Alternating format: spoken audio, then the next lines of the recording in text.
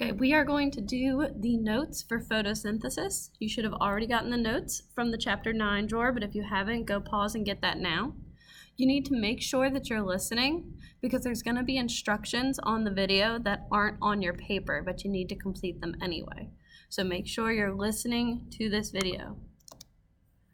Okay, so first off, what is photosynthesis? So photosynthesis is basically the process that plants use to make food. If you remember, plants are autotrophs. That means that they make their own food. They don't actually eat food, but they get it from nothing. They get it from the sunlight. So plants use three things: sunlight, CO2, that's carbon dioxide, and water. Now, plants are the only organism that can do photosynthesis. Now, there are very few exceptions. If you Google organisms that can do photosynthesis, you'll find like a sea cucumber and like a slug or something. But in general, plants are the only organism to do photosynthesis as their main source of energy. Now, the organelle needed to perform photosynthesis is what? I've left it blank because I want you to think about it. We just finished that cell unit. It was an organelle. It was only for plants, and it was used to do photosynthesis, to make food for plants. It's the chloroplast. Write that in that blank, chloroplast. Plants are the only living thing that have that chloroplast. That is why animals cannot go through photosynthesis. I guarantee I'm going to ask that question later, as why can animals or why can we not go through photosynthesis? It's not because you're not green. It's not because you're not a plant. It's because you don't have a chloroplast. The theory is if you had a chloroplast, you could do photosynthesis.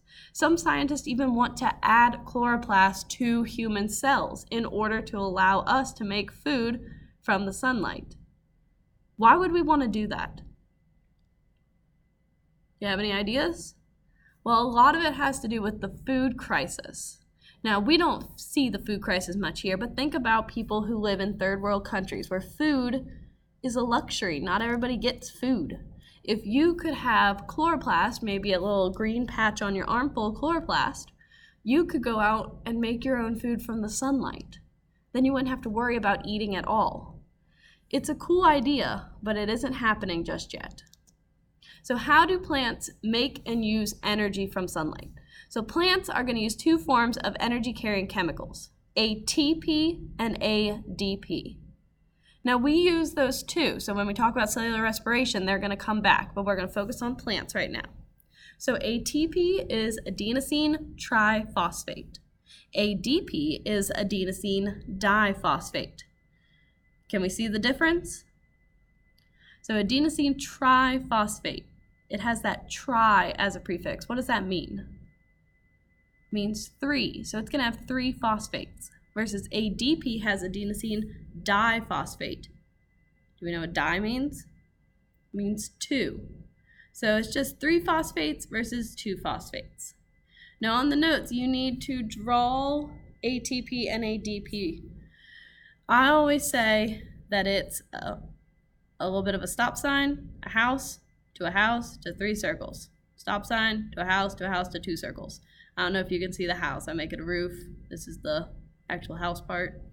It helps me draw it. You should draw it and label it with its three parts: phosphate groups, ribose, and adenine. And same thing, adenine, ribose, phosphate groups. So ATP and ADP carry energy in their bonds, specifically the ones out here at the phosphates. So an energy here, and then over here there's just energy in this one. Now, if you think back to chemistry, energy is stored in bonds, and when bonds are broken, energy is released. So all of our energy is sitting in those phosphate bonds. Now, based on that, ADP has one phosphate bond. ATP has two phosphate bonds. Who's going to be able to hold more energy if the bonds are holding the energy?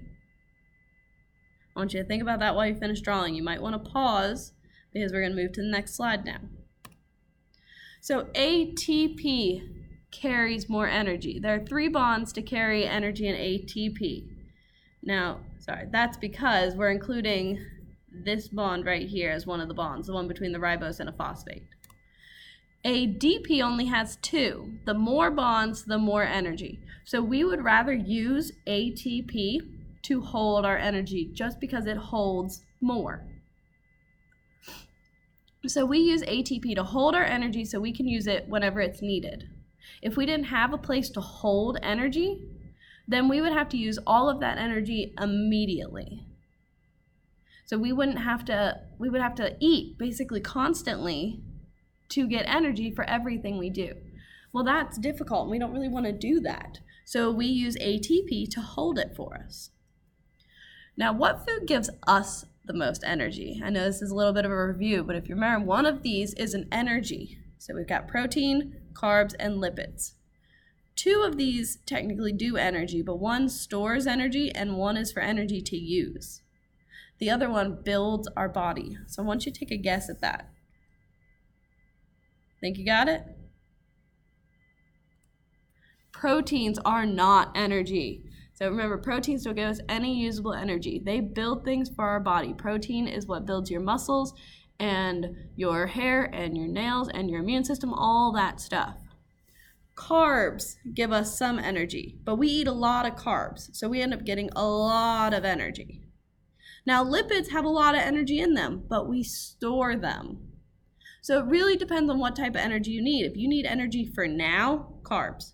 If you need energy to store, lipids. Proteins, never. There's no energy in proteins. It's all to build our body. So as we said earlier, photosynthesis is going to help make food from the sunlight, and plants do this using the chloroplast. But how? We haven't gone into detail of what the chloroplast actually does and how it does it. So we're going to move into that now. So you should have known before that the chloroplast makes food for the plant, but now we're going to go over how. So within a chloroplast, there's a tiny molecule called chlorophyll. Chlorophyll is green in color, which is why plants are typically green. The green color is what collects the light. So the chlorophyll, its job is to actually collect light. So this light is then going to be able to be one of the reactants in the photosynthesis reaction in order to make food. So the chloroplast and the chlorophyll are very important. With the chloroplast, it has the chlorophyll, so then our cells have what they need to collect light. Remember, we're not green because we don't have chlorophyll and we don't have chloroplast. An organism that makes its own food is called a producer or an autotroph. We've been over this multiple times already, but we're back because it's important. So an autotroph just means an organism can create its own food. So plants are autotrophs. But are people autotrophs? Can we make our own food? No. Now, when I say make, I mean create from nothing. I can't create food from nothing. Right? I can go to the store or into my kitchen and I can make some food, but I can't make it from nothing. I have to go buy it. I have to go get the food. So an organism that has to eat other living things is a consumer or a heterotroph. That's us. We're a heterotroph. Also, anything basically that's on a plant is a heterotroph. They eat to get food. And here's the photosynthesis equation. Now, we're not going to do a bunch of chemistry, but we need to see the equation. Make sure to put solar energy down here in the equation.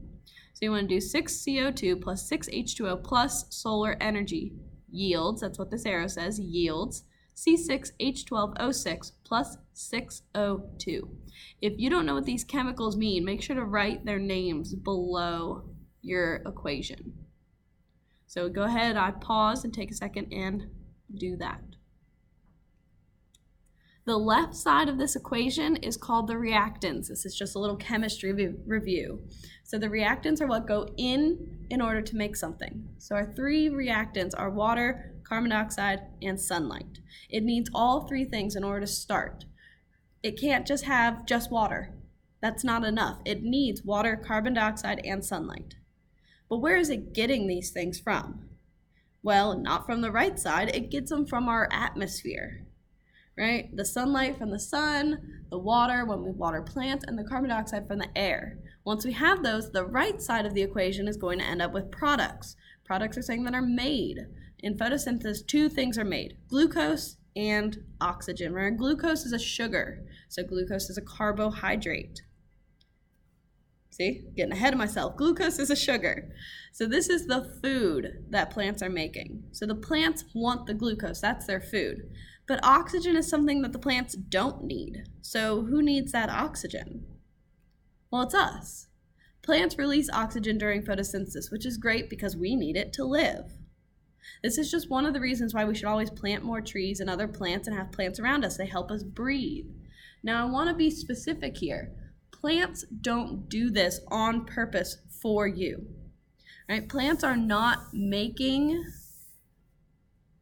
this oxygen for you. They don't know that. They're not caring about you. They're making it because it's a byproduct, because it's a waste product that's made from photosynthesis. It just happens to be great for us. Now, I want to tell you one fact that I think is really interesting. Take an average sized bedroom. Think about your bedroom at home. If you put 3 plants in there and treat them well and take care of them, they improve your oxygen by 25%. Just 3 plants in one room. That's pretty cool, I think, which is why we need plants. Now, we have plenty of plants down here in Tennessee, but think about places that don't have a lot, like big cities. It's really important to plant more plants. Then we have more oxygen to breathe.